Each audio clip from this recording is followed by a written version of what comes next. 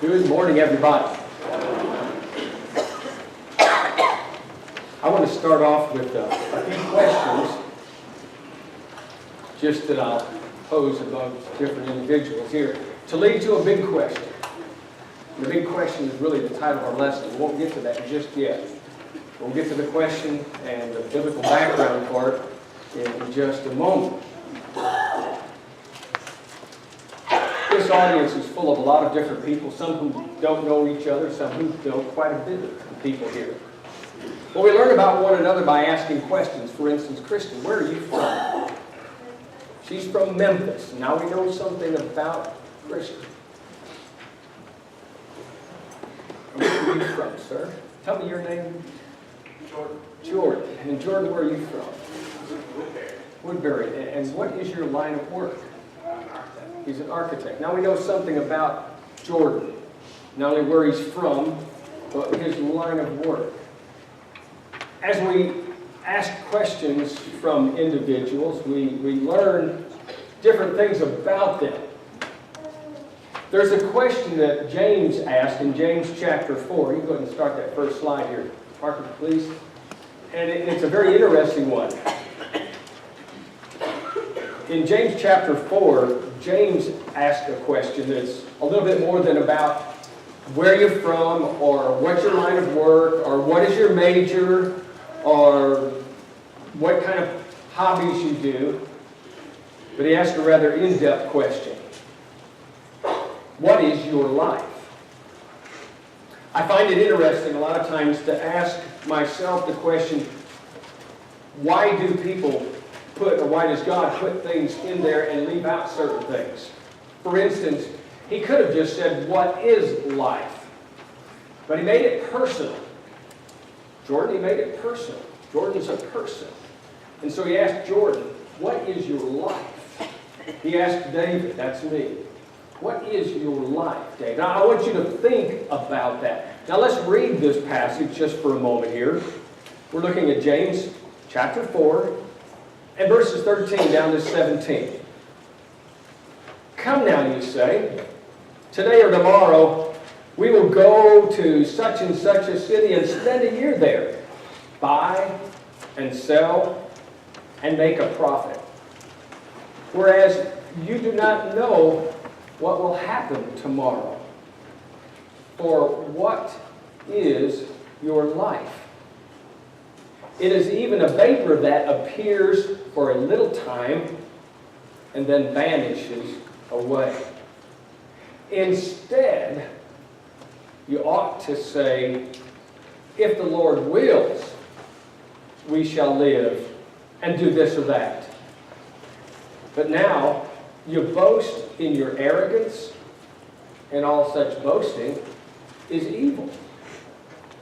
Therefore, to him who knows to do good and does not do it, to him it is sin. So the real question is not where you're going to eat lunch, or what you're going to do this week, or what's on your to-do list. But the real important question is to ask, what is your life? Now, James introduces this previously to capture the context with some other things discussing submission, resisting the devil, verse 7, drawing near to God, verse 8, lamenting and mourning and weeping really over sin, verses 9, and then number 10, verse 10, humbling ourselves. And then he gets down to that question that really is meant to cause us to stop and think. Now here's the whole thing, because actually, although James has penned the words and he's put it in this short letter, it's God that's asking the question. James is just the instrument penning it there and putting it on paper. Now when God asks the question, God already knows the answer. He's not asking questions at any time or whatever to gain information, because he already knows the information. God knows everything. So in Genesis chapter 3, as God is coming into the garden after Adam and Eve have sinned, he asked the question, Have you eaten from the tree that I told you or commanded you not to eat? Now he already knows yes. But he's asking the question to cause them to stop and think about what they have done, the consequences they're going to pay. Or in the next chapter, in chapter 4 of Genesis, when God comes up to Cain, and he says, Cain, where is your brother Abel? God already knows where he is. He's already experienced and watched that Cain killed Abel. And so these questions that God ever poses out there isn't like, I don't know some information, please help me. But rather it's to cause you to stop and think. So God says, think about this. What is your life?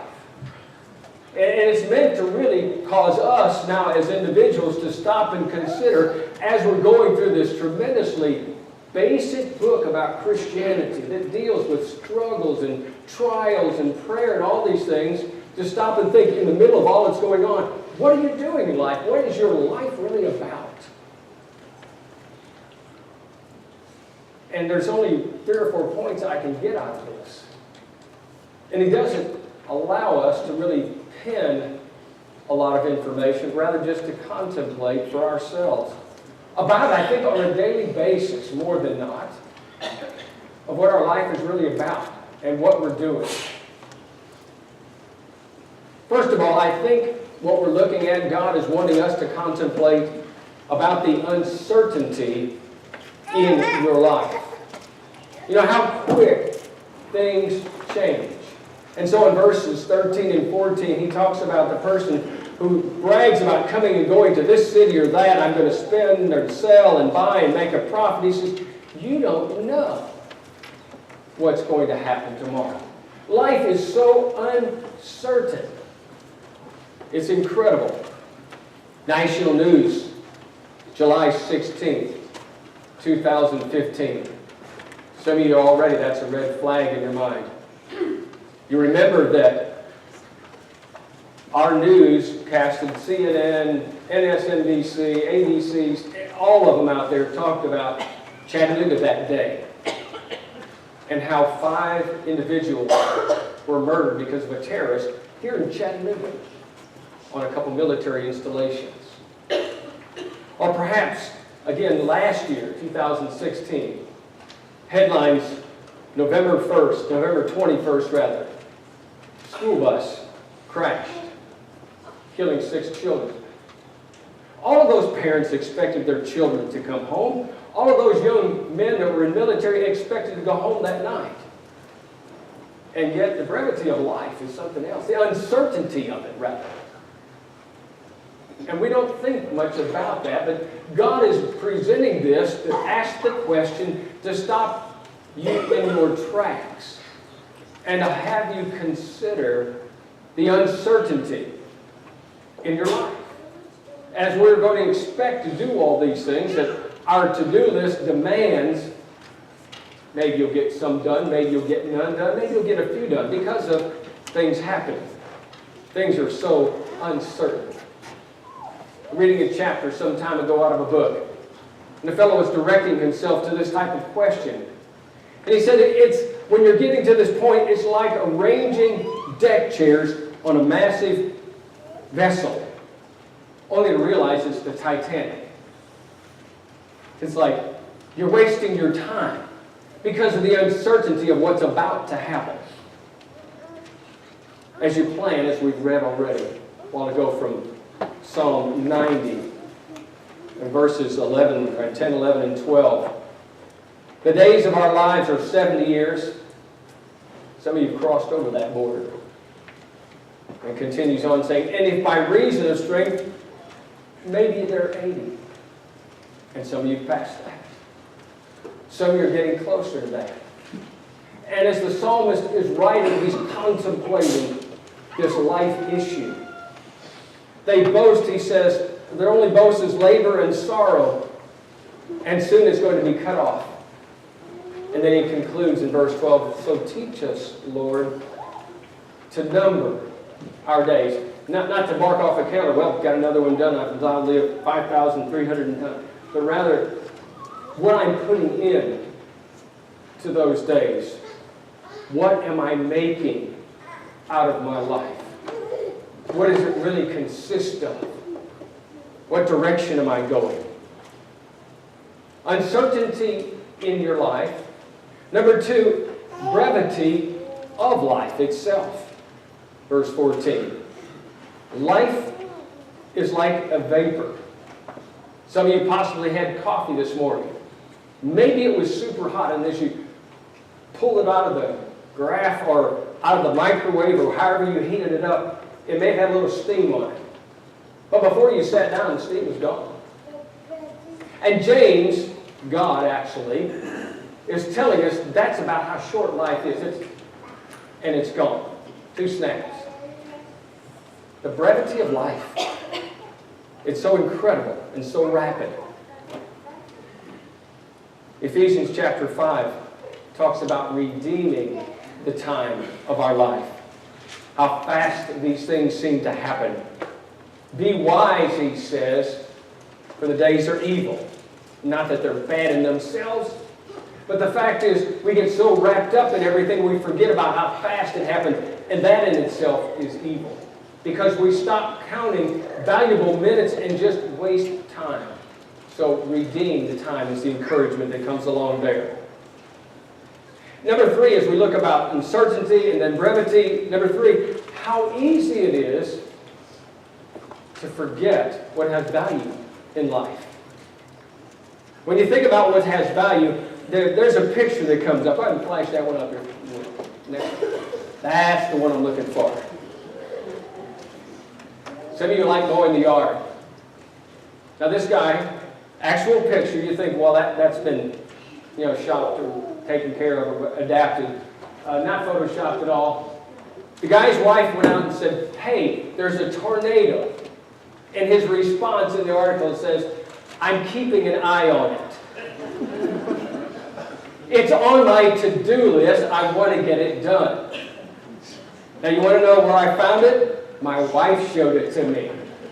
Because she hates that to-do list that I've got. Because sometimes it's about endless little details. And I sat there and looked at it and said, there's a lesson in there somewhere. Didn't know it was going to happen in 3 days. But this is what we do, you see, in life. We've got to get one more thing taken care of, and we're forgetting what's valuable. Next slide. I just bet you that the people, as they were preparing for this hurricane to hit down in Texas 2 days ago, didn't stop to wash their car before they got out of town. You know? There are more important things to do than wash your car, although probably all of you at some point or other have participated and maybe do it on a regular basis of washing your car. You know those out there in the parking lot, I've seen them on the college kids don't participate often, but nonetheless, it does get a workover. But there are times to do that, Ecclesiastes. There's a time for everything. But as you're considering what is your life, it's sure not washing cars. There's more important things. Or even making money. There's more important things. So we've looked at the idea of the uncertainty in life, the brevity of life, and how easy it is to forget what's going on. As I'm looking at this, first of all, I want you to realize that God is not saying don't have a plan of action. But number 4, when he says have a plan of action, but have it with the Lord in mind. Verse 15. You ought to say, if the Lord wills, we shall live and do this or that. You see, he had something in mind. But there was more to it than just that. If the Lord wills, I'll be doing this. And if he doesn't, then just scratch it off, because he has bigger plans, because he knows more about what my life should be. And so here's James in this book, as he's talking about basic Christianity, getting us to stop and think about what we're doing in life, and who we are, and where we're going. And the brevity, yes, and the uncertainty, yes, and all of that together. But remember, as you make plans, go ahead, but make sure it's based around what the Lord wills. So as you start your life out and you're maybe just about to go into college, and some of you are, and some of you are in. What am I going to do with this? Spiritually speaking, where will this take me? Forget about the guidance counselors for just a moment and listen to what God is saying here. What is your life as you look at where you're going and what you need to be doing? Where are these really going to leave you ending? Because that's a more important question when we look at the scheme of things. It relates more like mowing the yard in comparison to you and God and that final destiny that God wants you to participate in with Him in heaven. Interesting. In Acts chapter 18, 1 Corinthians 4 verse 19, 1 Corinthians 16 verse 7, Paul continually says what he says even in other places, if the Lord wills. I find it interesting that an apostle and a missionary, as he's talking about places he's going to go, guided by God, and he thinks about what he's going to do, he stops and says, well, Acts 18, he says, if the Lord wills, I'll come back. Well, Paul, don't you know what the Lord wills? I mean, you've got kind of one of these direct connections. You're guided. But there were times that he said, but the Spirit forbade me to go down here. So there are some times that he thought about doing that and it didn't work out. And he's going to do, no matter where he goes or what he does, with the Lord in mind. Or 1 Corinthians, he says, I will come back soon, if the Lord wills. 1 Corinthians 16, 7. I hope to spend more time with you in the future, if the Lord wills. There was a lady, I did a 60th wedding anniversary recital of the vows. And she was so interesting because she had the constant phrase at the end of everything that she said, I'll do this or that, to say, if Lord willing, I will. So here was Harry and Judy standing up here, and they're talking to one another, and they're redoing the vows. Do you, Harry, promise to do that? Yes, I do. Do you? And she says, if the Lord wills. The whole audience cracked up, as if to say, well, I'm not sure if I want to or not. No, really. But it was such a practice in her way of being. She had such a handle on what life was about that it all connected to what the Lord willed. That even as she was making that recommitment to those vows, it had to do with what the Lord willed. What is the Lord's will in your life? I find it interesting that we keep coming back to this.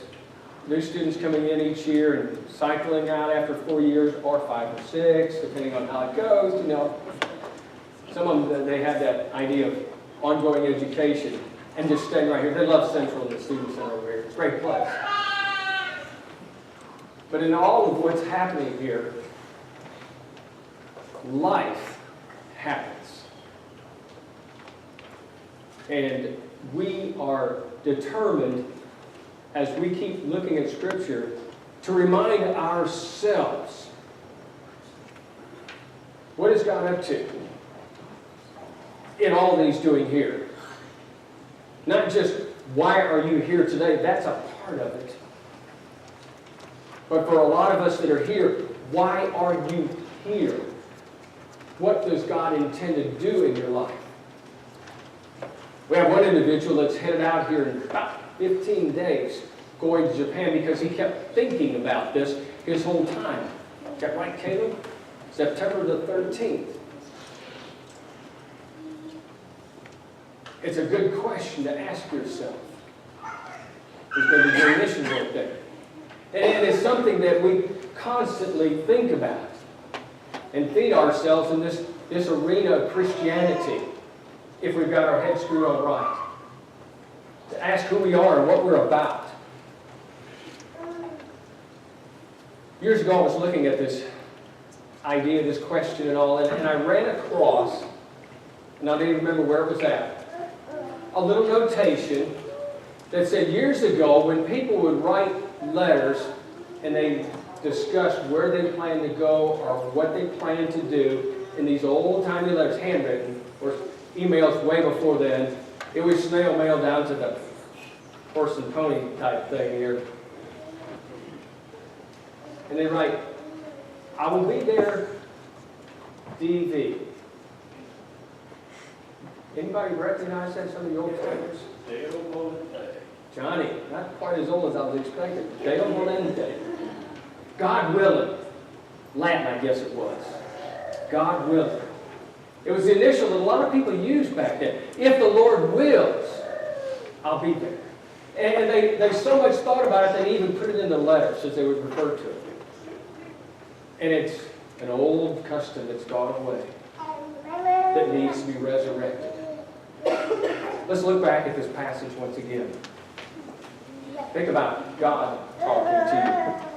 Come on now. I'm going to paraphrase a little bit. Come on now. You're saying that today or tomorrow you're going to go to such and such a city. Maybe go to grad school. Maybe get a good job. Spend a year, 2 or 3 or 4. Buy, sell, get a good job. Build a good career.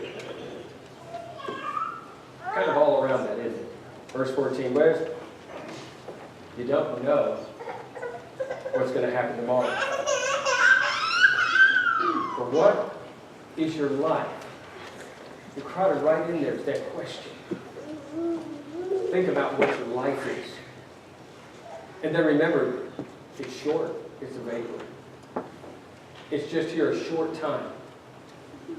So as you begin to plan and do that, plan with God's will in mind. And say, if the Lord wills, we'll do this or that. And if you do any more than that, you're boasting, and it's arrogant, and it's evil. Because you're leaving God out of your plans. Your creator and your maker. Your sustainer of life. The Lord wills. So, as you look at your life, how's it going?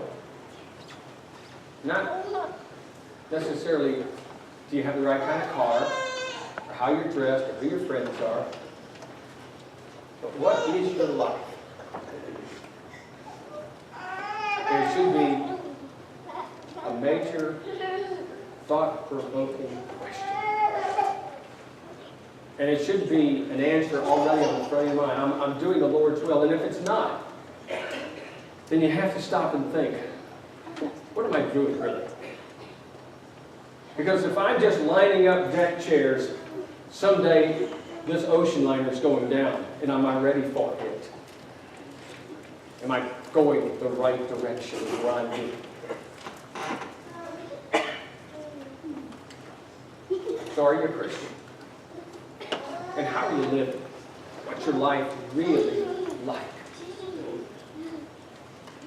And if there's any doubt in there, discuss it with the Lord in prayer. And if you've been living a life that's not at all correct, then get it right this morning and come down front and ask for prayers in the church.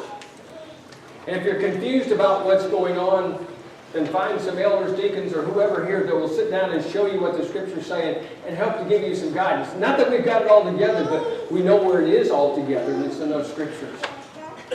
And we'll search and we'll work on it together. What is your life? And if it's needing rearranging, it's needing help, it's needing prayers, it's needing change, then come while we stand.